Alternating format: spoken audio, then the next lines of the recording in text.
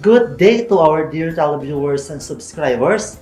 I am Sir Reyjay Bartolome, Elementary Teacher 1 of Samon Elementary School, your teacher presenter for DepEd Hour tele-turuan. Today, we will focus on managing family budget. After the lesson, you were expected to be able to first, prepare a feasible and practical budget. Second, manage family resources efficiently. And third, prioritize needs over wants. But before that, let us have a short review to our previous lesson about family basic and social needs. Again, what is family basic and social needs? That's right. Basic needs are things required by people to be able to survive. This includes sufficient food, decent clothing, secure shelter, clean air, and safe drinking water. Every person needs these things for health and security. While social needs are those that help us feel a sense of belonging and acceptance. These are education, sports, celebrations, travel, and leisure. We need these things for fulfillment, esteem, and self-actualization. It is important to a family to know what they need and not for them to have a good budgeting. Now, let us proceed to our lesson proper. Our lesson for today is all about managing family budget. Let us define first what is budgeting. Budgeting is a process of creating a plan to spend money. Budgeting is simply balancing your expenses with your income. There are 5 factors to be considered in budgeting. First, size of the family. Second, family income. Third, kind of work each family member does. Fourth, talents and abilities of each individual. And lastly, number 5, where the family lives. How about the elements of family budget? These are the elements of family budget.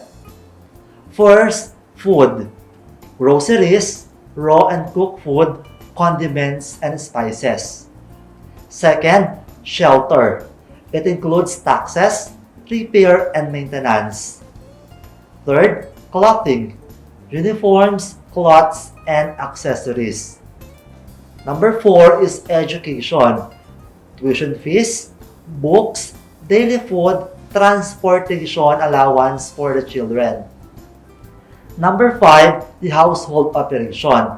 Things needed in the house, beddings, curtains, furniture, etc. Number 6, the utilities, like electricity, water, and telephone bills, gas, salaries of helpers. Number 7, the health, medicine, and check-up. Number 8, recreation, family outings, outside dining, and watching movies.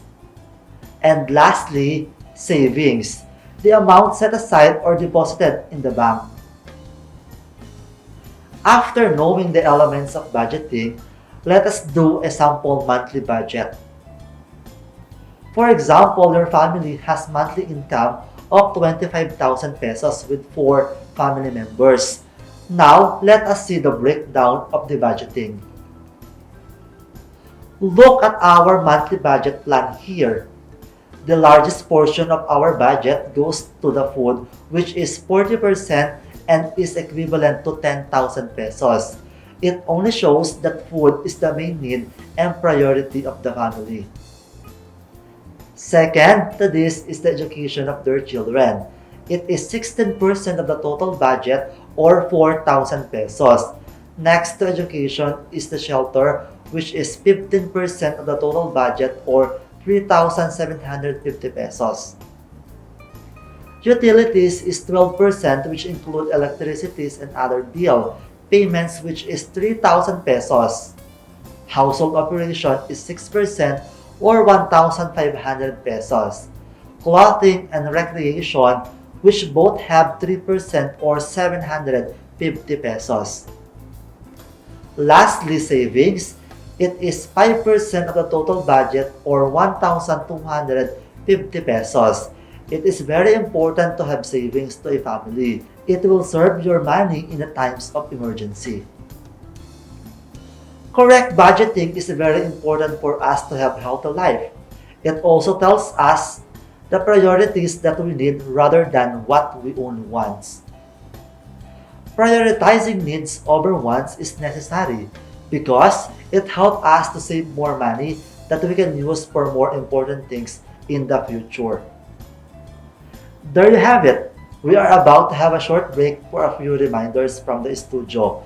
Please stay tuned for our discussion.